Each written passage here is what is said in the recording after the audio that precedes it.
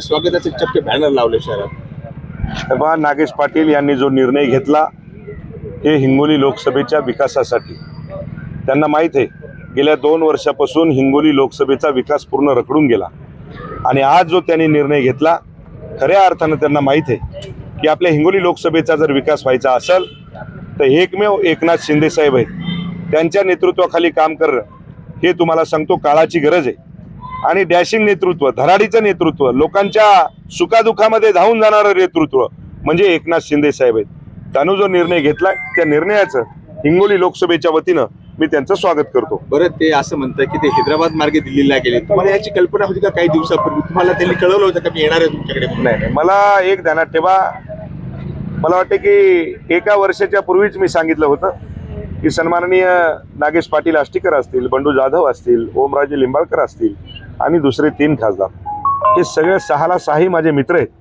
आणि राजकारणाच्या जागी ज्यावेळेस एका ठिकाणी आम्ही बसतो त्यावेळेस आम्हाला कळतं आणि त्यावेळेसच त्यांनी सांगितलं की तिकडं काही पडलं नाही, काही उरलं नाही, आम्ही आता आपल्याकडे आल्याशिवाय राहणार नाही। खासदाराची तुम्हाला काहीतरी कल्पना होती पुसटची, तुम्हाला कल्पना होती, तुमचे मित्रता असून पण ते तुम्हाला सांगितलं होतं। तुमचे बरेचसे आमदार देखील मित्र आहेत, मग असं काही परत तुमच्याकडे आले का? आगे आगे देखो होता है क्या, काही दिवसातच मला वाटते पुन्हा स्फोट होईल आणि 14 हा आकडा त्यापेक्षा वाढू शकतो काय सांगताय ते ध्यानात ठेवा। एकनाथ शिंदे साहेबांनी दाढीवर हात फिरवला की तुम्हाला सांगतो विषय संपला। ऑपरेशन टायगर झालं, परंतु तर संजय राऊत म्हणतात आता ऑपरेशन तुडवा करा। मला असं वाटतं की संजय राऊतचं नाव तुम्ही काढू नका। संजय राऊतचं ज्यानं नाव काढलं त्याचा खाना खराब झाला, सत्यानाश झाला। आणि ते ज्या पार्टीमध्ये हे मला वाटतं की खऱ्या अर्थानं जसं एखाद्या झाडाला वळंबा लागते तसा हे संजय राऊत हे वळंबा आहे, ध्यानात ठेवा।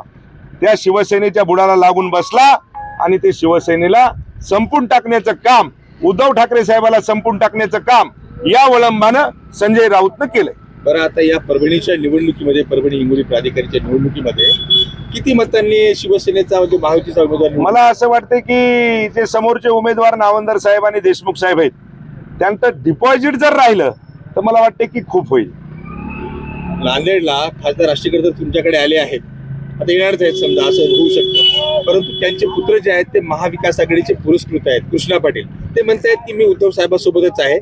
त्या निवडणुकीत कसं काय घडलं असेल बरं? ते तसं म्हणतायत। कालपर्यंत ते होते, आता आज मला वाटतं की ते आपल्या इकडे आले। म्हणजे कृष्णा पाटील पण आता त्यांच्या वडिलांच्या मागे इकडे? अहो, एक ध्यानात ठेवा, बाप तिथं लेक असतो, जिथं लेक तिथं बाप असतो, हे नातं काही तुटायसारखं असतं का? त्याच्यामुळे तुम्हाला सांगतो की कालची निवडणूक होती, त्यांना वाटलं की बाबा काही ना काहीतरी होईल, त्यामुळे त्यांनी सांगितलं की मी त्यांच्या सोबत आहे म्हणून।